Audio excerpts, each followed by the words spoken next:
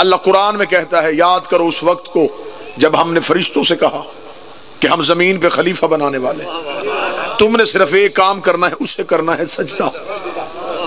سب ملائکہ سے خدا نے کہا سجدہ کرنا ہے، خدا کے کہنے کے مطابق سب جھک گئے الا ابلیس، سوائے ابلیس کے۔ اس نے تکبر کیا کیونکہ وہ تھا ہی کافر، وَقَانَ مِنَ الْكَافِرِينَ، خدا کہتا ہے وہ کافروں میں سے تھا۔ خدا نے فرشتوں سے کہا سجدہ کرو، ایک نے انکار کیا۔ ابلیس نے یہ نہیں کہا کہ میں تجھے سجدہ نہیں کروں گا، اس نے کہا میں اسے سجدہ نہیں کروں گا۔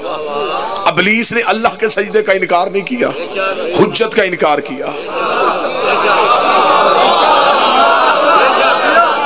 جہاں میں لے کے جانا چاہتا ہوں ذہنوں کی زمین زرخیز ہو تو تخم معرفت بو دو۔ ابلیس نے اللہ کا انکار نہیں کیا۔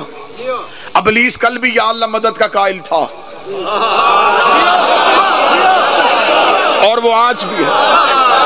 اس نے اللہ کی مدد کا انکار نہیں کیا، اس نے کہا میں حجت کو سجدہ نہیں کروں گا۔ تو خدا نے کیا کہا کہ تھوڑی دیر سوچ لے، خدا نے کیا کہا میں مہلت دیتا ہوں۔ خدا نے کہا فَخْرُجْ لَعْنَتُ إِلَى يَوْمِ الدِّينِ، ابھی کا ابھی نکل، تجھ پر قیامت تک کے لیے میری لعنت ہے۔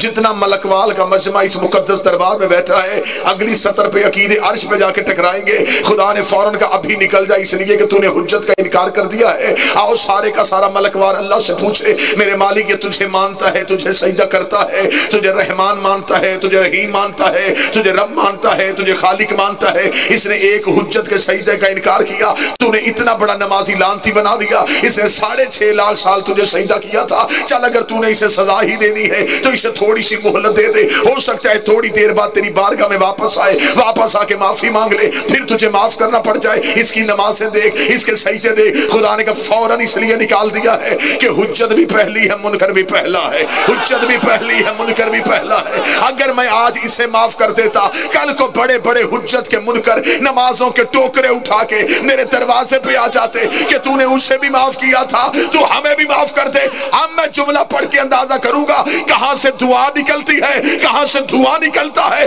خدا نے کہا میں نے اسے لعنتی بنا کے دنیا کو بتایا ہے، جب میں صفی اللہ کا منکر برداشت نہیں کرتا تو علی یعنی ولی اللہ کا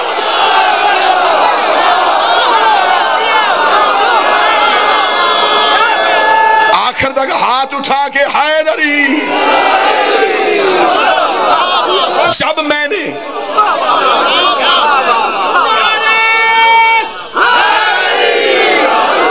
صفی اللہ کے منکر کو برداشت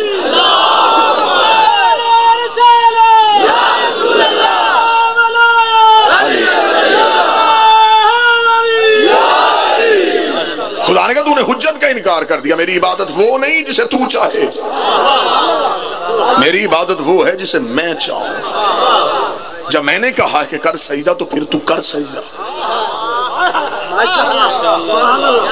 اس نے کہا میں سجدہ نہیں کروں گا۔ خدا نے کہا فخرج، قرآن پڑھ رہا ہوں، کوئی کتاب کا حوالہ نہیں۔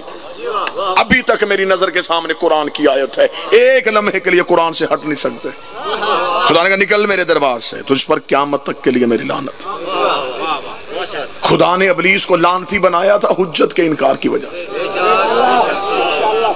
خدا نے کہا نکل جا میری بارگاہ سے، اور وہ بارگاہ توحید سے جانے سے پہلے کہہ رہا ہے میں نے تجھے سجدے کیے ہیں، مجھے اس کی اجرت دے۔ خدا نے کہا اجرت کیا مانگتا ہے؟ اس نے کہا 2 چیزیں، طاقت، مہلت۔ ایک جہاں چاہوں وہاں پہنچوں، ایک زندہ رہوں، موت نہ آئے۔ خدا نے دونوں چیزیں ابلیس کو دے دی، طاقت بھی، مہلت بھی۔ آج کسی سے پوچھو ملکوال میں کون گمراہ کرتا ہے؟ ابلیس۔ لاہور میں کون کرتا ہے؟ افریقہ میں کون کرتا ہے؟ امریکہ میں کون کرتا ہے؟ ایک ابلیس ہر جگہ پہ چلا گیا، مگر جی ہاں اللہ نے اسے طاقت دی ہے۔ تو پھر خدا تجھے عقل دے۔ اللہ اپنے دشمن کو طاقت دے سکتا ہے، اپنی حجت کو طاقت نہیں دے سکتا۔ ابلیس گمراہ کر سکتا ہے، علی ہر جگہ پہ مدد نہیں کر سکتا، رسول ہر جگہ پہ مدد نہیں کر سکتے۔ اس کا مطلب ہے کہ اہل بیت ہر جگہ پہ ہیں، اگر اللہ کا دشمن ہر جگہ پہ ہے۔ اور یہ ویسے بھی اللہ کے عدل کے خلاف ہے کہ وہ گمراہ کرنے والا تو رکھے اور ہدایت کرنے والا نہ رکھے۔ قیامت والے دن انسان کہہ سکتا تھا میرا کیا قصور، تو نے ہدایت کرنے والا تو رکھا ہی نہیں تھا، میں ہدایت کسے لیتا۔ اس لیے خدا نے ابلیس کو مہلت دے دی۔ اس کا مطلب ہے اگر کوئی غائب رہ کے گمراہ کر رہا ہے تو کوئی غائب رہ کے ہدایت بھی کر رہا ہے۔ پھر یہ اپنے اپنے مقدر کی بات ہے، کسی کا شیطان زندہ ہے، کسی کا امام زندہ ہے۔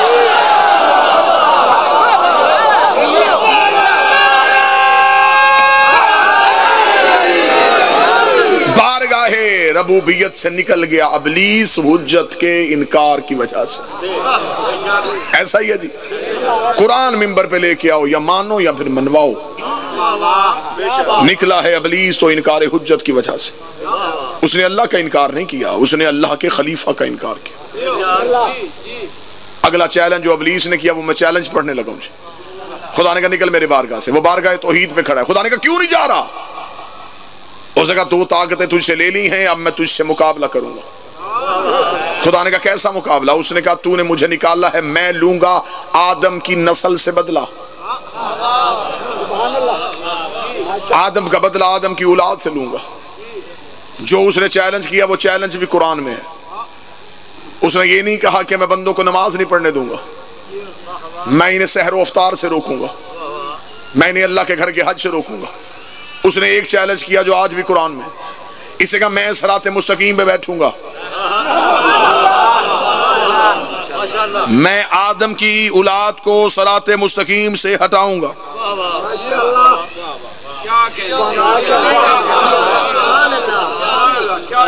پچیتی زمیندار بندے بیٹھے، ابلیس کا چیلنج سمجھ میں آ گیا، یہ روکتا ہے بندوں کو صراط مستقیم سے۔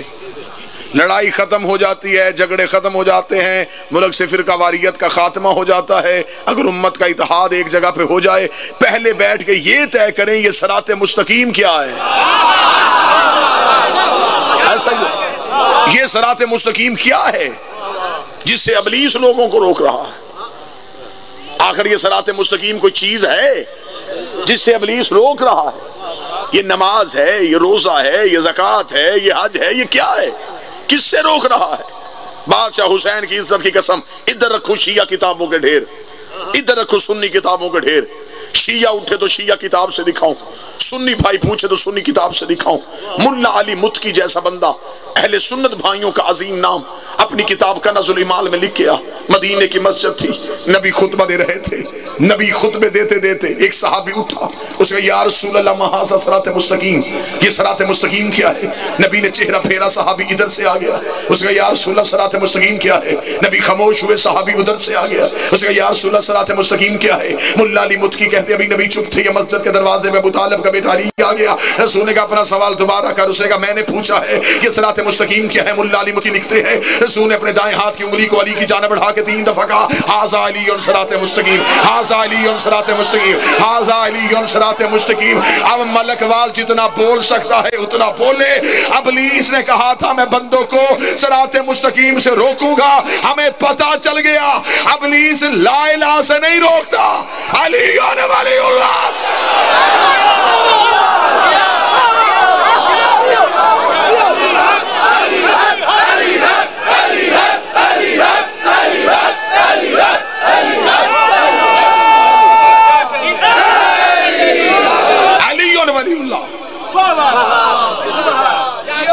واجب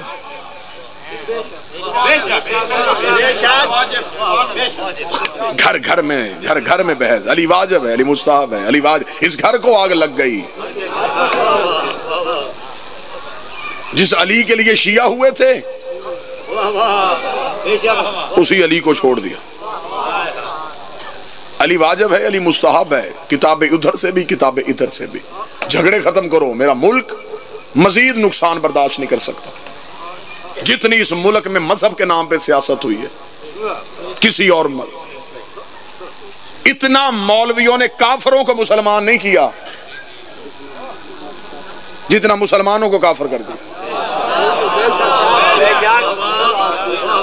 ہر ایک کے ہاتھ میں مہر ہے کافر کرنے والے، یہ بھی کافر، یہ بھی کافر، یہ بھی کافر۔ علی واجب ہے، علی مستحب ہے۔ میری قوم میری آنکھوں کے سامنے ہے، میں اپنی قوم کا مستقبل اندھیرے میں نہیں دیکھنا چاہتا۔ میں نہیں چاہتا کہ ہماری آنے والی اگلی نسلیں ایک دوسرے کا گریبان پکڑیں۔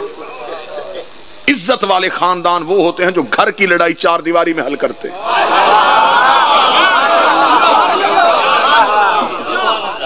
میرے خلاف درخواستیں کیوں دی جاتی ہیں؟ میرا کسی کے ساتھ کیا ذاتی جھگڑا ہے؟ صرف وجہ ہے کہ میں کھل کے علی پڑھتا ہوں۔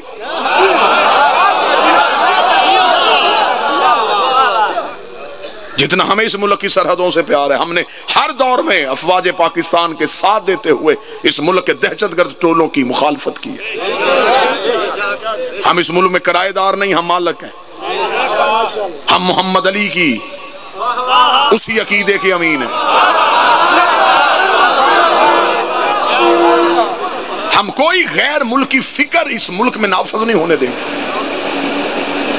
آپ چاہتے ہیں عزت کے ساتھ بات کر لیتے ہیں، چار دیواری میں بیٹھ جاتے ہیں۔ شیعہ گھر کی لڑائی ہے نا، تو شیعہ گھر میں طے کرتے ہیں۔ علی واجب ہے، علی مستحب ہے، کتابیں ادھر سے بھی لکھی گئی ہیں، کتابیں ادھر سے بھی لکھی گئی۔ میں آپ کو کتاب دوں گا، آپ کتاب کا نام بتاؤں گا، باہر جا کے کسی کو بتائیں، وہ کہے گا یہ کتاب ٹھیک نہیں۔ میں راوی بتاؤں گا، وہ کہے گا روایت ٹھیک نہیں۔ دلیل ایسی دوں جسے ہر کوئی مان جائے۔ مقدس دربار میں بیٹھے ہیں، فقیر کی نگری ہے۔ فقیر کی قبر پہ چراغ اس لیے جلتا ہے کہ فقیر کی مذہب انسانیت ہے۔ میں نے آج تک مولویوں کی قبروں پہ روزے بننے نہیں دیکھے۔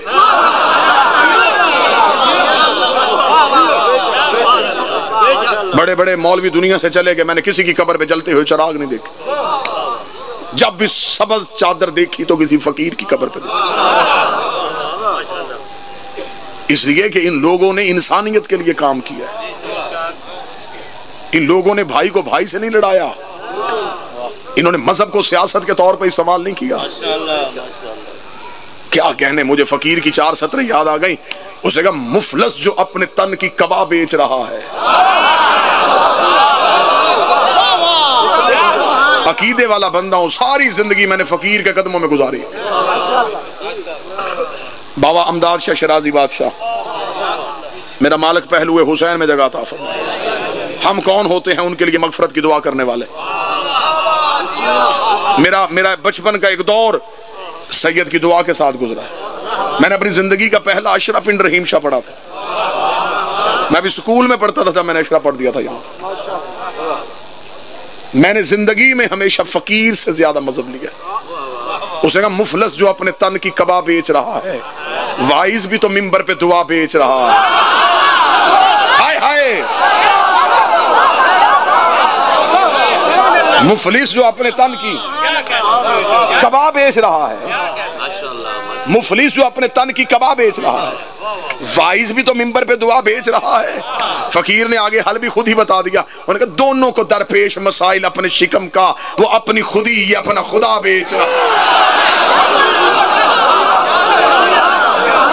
وہ اپنی خودی یہ اپنا خدا بیچ رہا ہے۔ میں نے ہمیشہ منبر پہ تبلیغ کی ہے کہ بے شک آج کے دور میں نظریات فرقے اپنے اپنے رکھو، جس کا جو فرقہ ہے اس پہ رہے، سوچیں بدلو، سوچ مثبت کرو۔ ایک دوسرے کا گریبان پکڑ کے ہمیں فخر ہے، کم از کم مجھے فخر ہے کہ ہم حسین کے نوکر ہیں۔ ہمیں حسین نے جینا سکھایا، کربلا میں حسین نے زندگی کے فلسفے بدلے۔ ادھر 9 لاکھ تھے، ادھر 72 تھے۔ زندگی میں کبھی ایسے بھی ہوا ہے کہ 72 9 لاکھ سے جیت جائیں؟ حسین کی حکمت عملی دیکھو، 72 نے 6 گھنٹے جنگ کی ہے۔ اور کیسی جنگ کی ہے میں بتا دیتا ہوں۔ ادھر زندگی سے محبت، ادھر موت سے محبت۔ ادھر منتیں کر کر کے بلایا جا رہا تھا، ادھر چراغ بجھا بجھا کے اٹھایا جا رہا تھا۔ وہاں آ کوئی نہیں رہا تھا، وہاں رک کوئی نہیں رہا تھا، یہاں جھک کوئی نہیں رہا تھا۔ ادھر درہم و دینار کے لالچ، ادھر جنت کا بھی کوئی لالچ نہیں۔ بولو جو حسین سننا جانتے ہو۔ حسین کا ایک بھی صحابی جنت کے لالچ میں نہیں آیا تھا. شب عاشور حسین نے چراغ بجھایا اور بجھا کے کہا اگر تم میں سے کوئی جنت کے لالچ میں آیا تو میں فرزند رسول ہونے کی حیثیت سے تمہیں وعدہ کرتا ہوں میں تمہاری جنتوں کا ضامن ہو. جاؤ اپنے اپنے آباد گھروں میں واپس چلے جاؤ, میں حسین تمہیں جنت دیتا ہوں. یہ کہہ کے حسین نے چراغ بجھایا. پھر تاریخ نے وہ منظر بھی دیکھا, جب چراغ روشن ہوا تو چراغ خود ہی شرمندگی سے بجھ گیا, کیونکہ 72 سورج طلوع ہو چکے تھے. ہر ایک نے اپنی اپنی تلوار اپنی اپنی گردن پہ رکھی. حسین نے کہا اٹھو, مجھے تمہاری ضرورت نہیں. 72 نے قدموں پہ ہاتھ رکھ کے کہا تجھے ہماری ضرورت نہیں, ہمیں تمہاری ضرورت.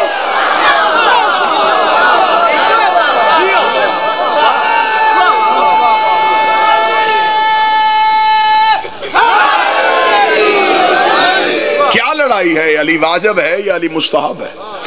یہی جڑا ہے نا. تو اس کا حل نکال لیں جی, کوئی نہ کوئی حل تو نکالے نا. تو ابھی حل نکال لیتے ہیں. واجب ہے کہ مستحب ہے؟ واجب کسے کہتے ہیں؟ واجب اس عمل کو کہتے ہیں جس کے چھوڑنے پہ عذاب آئے. مستحب کسے کہتے ہیں؟ جسے کرنے سے نیکیوں میں اضافہ, چھوڑنے سے عذاب نہ آئے. میں بچوں کو سمجھاتا ہوں, بزرگ سمجھ گئے, بچوں کو سمجھاتا ہوں. فجر کی نماز کی واجب رکعتیں 2 ہیں, نفل مستحب ہے. نفل پڑھ لو گے نیکیوں میں اضافہ, چھوڑو گے عذاب نہیں. رمضان کے روزے واجب, شعبان میں رکھو مستحب. ایسا ہی ہے. مستحب اسے کہتے ہیں جس کے چھوڑنے سے عذاب نہ آئے. پورا مجمع کٹھ کر لو, لیکن بعد میں بول کے مجھے تسلی کر دینا کہ میں نے عقل مند لوگوں میں دلیل دی ہے. گھر گھر میں لڑائی ہے, علی واجب ہے کہ مستحب ہے. اگر علی مستحب تھا تو غدیر میں حارث پہ عذاب کیوں آیا؟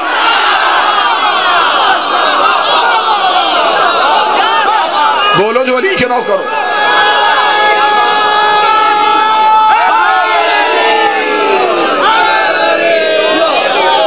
یہ جو حارث پہ عذاب آیا تھا,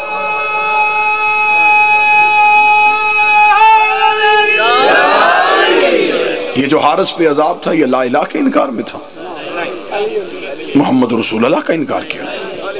اس نے کیا علی کی ولایت کا انکار. خدا نے ابلیس کو بھی فوراً سزا دی تھی.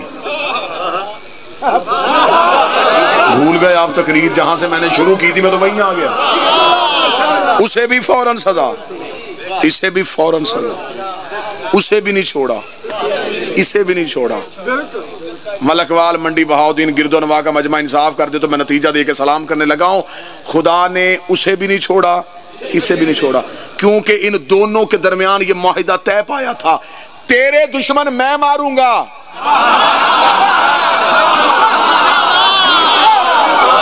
میرے دشمن تو مارے. لا الہ کا کوئی منکر علی نے نہیں چھوڑا, اب علی ولی اللہ کا کوئی منکر اللہ نے نہیں چھوڑا.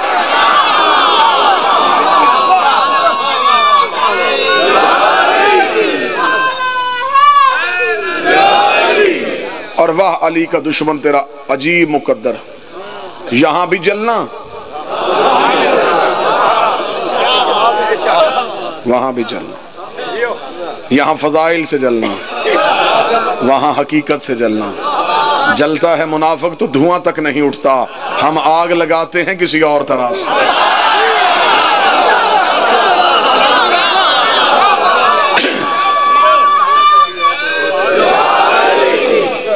علی تمہارے جھگڑوں کے لیے نہیں, علی تمہاری محبت کے لیے. ہمیں فخر ہے. تو علی نہیں, علی ان ولی اللہ نہیں پڑھنا چاہتا, بھائی جان چھوڑ, ہمیں تو پڑھنے دے.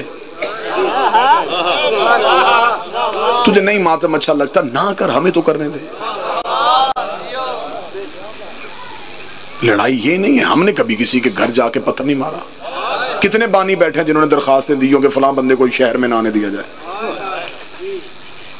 لوگوں نے کیا کیا کیا کیا بکواسات نہیں ہوئی, ہم خاموش ہیں. اس لیے کہ ہمیں خبر ہے کہ جب ہمیں اللہ نے علی دے دیا ہے,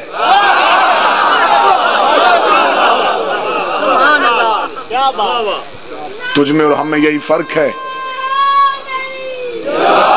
تیرا کچھ کچھ علی ہے, ہمارا سب کچھ ہی علی ہے. تیرا علی کے بغیر گزارا ہو سکتا ہے, ہمارا علی کے بغیر گزارا نہیں ہو سکتا. زندہ رہیں گے, جتنی پابندیاں, جتنی تکلیفیں, جتنی مصیبتیں علی کے نام پہ دینا چاہتے ہو دو. بادشاہ حسین کی عزت کی قسم ہے، مدت کے بعد آیا ہوں اس نگری میں، آپ نے محبت کی ہے، آپ نے پیار سے نوازا ہے۔ این موقع پہ بھی مجھے بھائیوں نے کہا کہ ہم نے اجازت لے لی ضلعی انتظامیہ سے۔ میں نے زندگی میں کبھی بھی پرتشدد طریقے سے میں نے رویہ اختیار ہی نہیں کیا۔ انہوں نے کہا جی ہمیں اجازت ملی ہے، میں نے کہا جی میں آ جاتا ہوں، میں حاضر ہو گیا ہوں، یہ منت کر کے جا رہا ہوں۔ ظہور مولا کا قریب ہے، علی پہ سمجھوتا نہ کرنا۔ بندے پریشان ہو جاتے ہیں، بندے کہتے ہیں جی ہم تھوڑے رہ گئے ہیں، زیادہ ادھر چلے گئے، زیادہ ادھر نہیں گئے، 12ویں کا چھان بھیک ہو رہا ہے۔ علی پہ سمجھوتا نہ کرنا۔ علی کے لیے سر دینا پڑے تو بڑے کام کا سودا ہے، علی کی خاطر گھر دینا پڑے عزت والا سودا ہے، علی کی خاطر بچے دینے پڑے ایک لمحہ بھی نہ سوچنا۔ یہاں جتنی تکلیفیں علی کے لیے برداشت کر سکتا ہے کر، علی وہاں اتنی تکلیفوں سے تجھے بچائے گا۔ سیسا پلائی دیوار ہو جاؤ علی کے لیے، تمہیں کوئی ہلا نہ سکے۔ تمہاری دوستی اور دشمنی کا معیار علی ہو۔ علی کا دوست تیرا ذاتی دشمن بھی ہو، اسے سلام کر۔ اس پہ کیا کہنے، اور واہ واہ کی آواز ہے، اگلی صدر برداشت کر لینا۔ اور علی کا دشمن تیرا باپ ہی کیوں نہ ہو،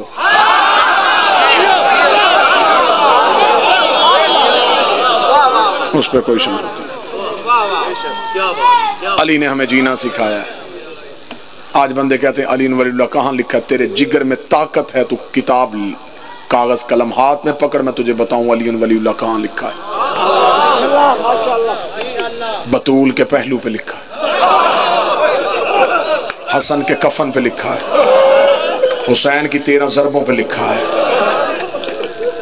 عباس کے کٹے ہوئے بازوؤں پہ لکھا ہے، اکبر کے جگر پہ لکھا ہے، قاسم کی لاش کے ہر ٹکڑے پہ لکھا ہے، اون و محمد کے بکھرے ہوئے جنازوں پہ لکھا ہے۔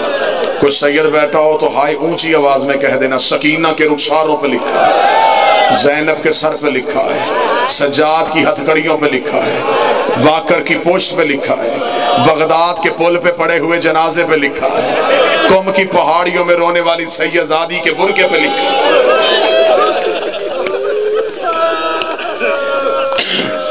یہ سید بکھر گئے دنیا میں کیوں؟ علی ولی اللہ کی خاطر۔ کبھی کسی نے کسی کے جنازے کو بھی تیر مارے؟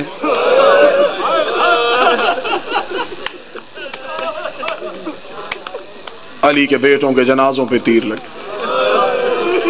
زہرا کو اللہ نے 2 بیٹے دیے تھے، ایک حسن ایک حسین، دونوں کا مقدر عجیب تھا، ایک کے جنازے پہ تیر، دوسرے کا تیروں پہ جنازہ۔